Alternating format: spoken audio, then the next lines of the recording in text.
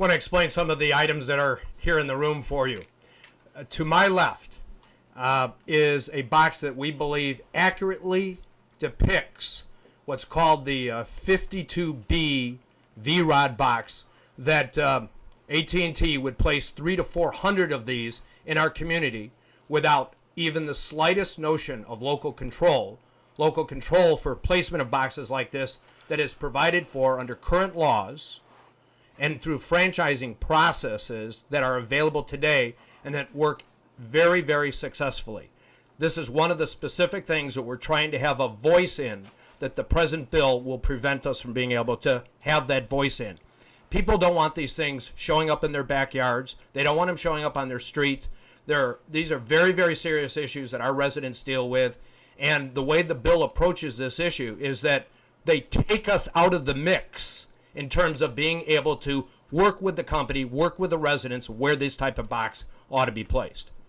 To my right, up at the very top, very interesting questions raised about House Bill 1500, not about the bill, but about all the calls that legislators are receiving. And legislators throughout the state of Illinois are receiving phone calls, they're receiving faxes and postcards, and they're being asked by consumer groups to support House Bill 1500. All 7 of those consumer groups are created by AT&T. Not a single one of them is a legitimate, bona fide consumer group. They're all created by AT&T in order to gain support for House Bill 1500 and their plan to not have to go through a process that has worked for 60 years in the United States, local franchising rules. The particular exhibit that's in the middle here, Councilman, would you point it down, make sure everybody knows which one we're talking about. Put your hand on that one right there. There you go. Mike Peters is an employee of the city of Naperville, and the other day we asked him to work with Comcast, WOW, and AT&T to identify the boxes. And you can see the box to your far left, Comcast box, that's the cable box in the city of Naperville, about the size of a couple loaves of bread. The one in the middle, WOW, they get a little bit larger. They might be 6 or 7 loaves of bread. And that's the same employee lined up. He's 5 foot 10 inches. And now AT&T will bring the people in our neighborhoods without local regulation the box that you see to your far right on that exhibit. That is the box that AT&T will use. And Terry's here to describe it in detail if you have those questions about the details of that box. But he's here to explain it.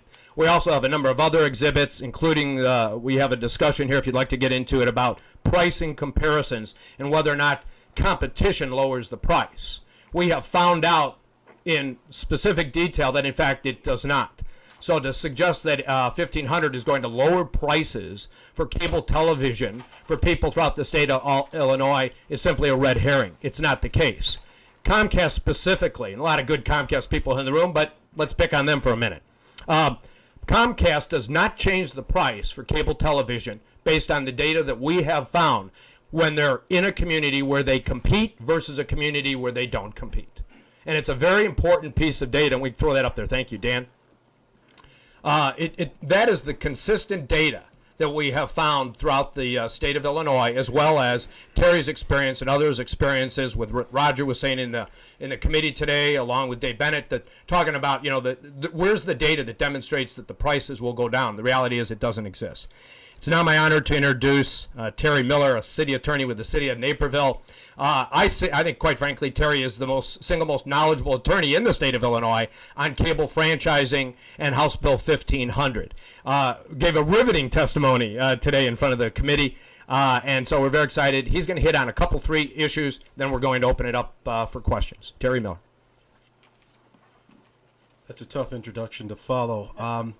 I'd like to add my voice to former Attorney General Roland Burris' voice and the current Attorney General's voice in terms of opposing the passage of House Bill 1500 as it's written today.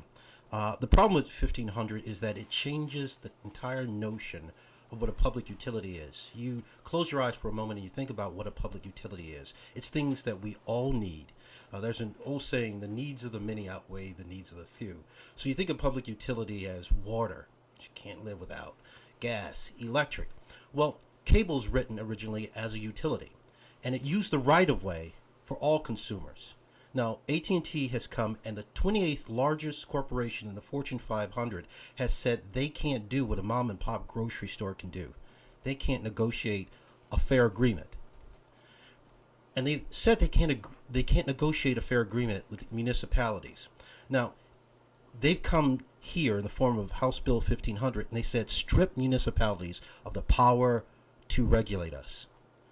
That, in essence, is one of the most offensive statements you could think of, because the people who give you police protection, the people who give you fire protection, water and sewage, are being told that they can't be trusted to give you entertainment.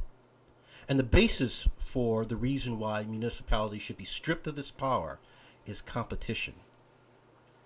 Not competition, really. Not fair competition, but the promise of competition. Competition that from AT&T has been made manifest nowhere in the country. And it's a risky bet on competition. You've seen these boxes here, and I describe them as 6-foot-tall boxes, but they're really described as 6-foot-tall electrified boxes that will be placed over water mains, electric lines, and gas lines. It came to our attention a couple months ago that one of these boxes blew up in Houston. We know that that is being investigated by AT&T, and before 1500 proceeds one day further, that investigation should be released, and we should all want to know what happened to that box in Houston. This is not about competition. This is about custodianship of the right-of-way. Municipalities are the first people and the last people you will call when there's a storm, when there's a fire, when there's an explosion in an electric box in front of your house. We should have the authority to regulate where these boxes go, and if they can go there at all. And most importantly, we should be able to demand assurances that they're safe. Now, I'm not saying that these boxes are unsafe. What I am saying is I don't know for sure that they are. And if there is an investigation that says these boxes are safe, I, for one, would like to see it before you place one more box in the public rights-of-way of Naperville. Thank you.